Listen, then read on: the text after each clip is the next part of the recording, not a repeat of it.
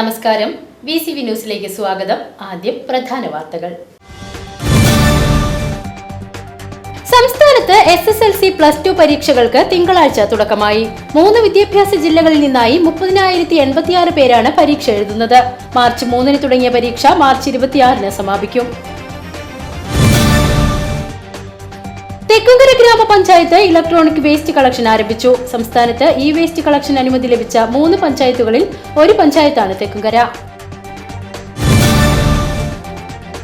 സംസ്ഥാന ഗതാഗത കമ്മീഷണർ പുറത്തിറക്കിയ അശാസ്ത്രീയമായ ഫെയർ മീറ്റർ ഉത്തരവ് റദ്ദു ചെയ്യണമെന്നാവശ്യപ്പെട്ട് ഓട്ടോറിക്ഷ തൊഴിലാളി യൂണിയൻ INTUC വടക്കാഞ്ചേരി RTO ഓഫീസിന് മുന്നിൽ സർക്കുലർ കത്തിച്ചുകൊണ്ടുള്ള ധർണ നടത്തി. കോൺഗ്രസ് മണ്ഡലം പ്രസിഡന്റ് ബിജു ഇസ്മായിൽ ധർണ ഉദ്ഘാടനം ചെയ്തു.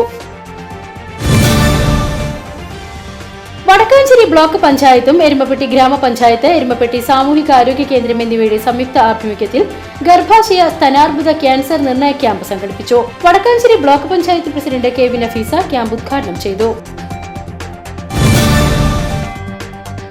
തെക്കുംകര ഗ്രാമപഞ്ചായത്ത് തെരുവുനായ് പേവിഷബാധ നിർമ്മാർജ്ജന പദ്ധതിക്ക് തിങ്കളാഴ്ച തുടക്കമായി. തെക്കുംകര ഗ്രാമപഞ്ചായത്ത് ആരോഗ്യ standing committee chairman VC Sajeendran പദ്ധതി ഉദ്ഘാടനം ചെയ്തു.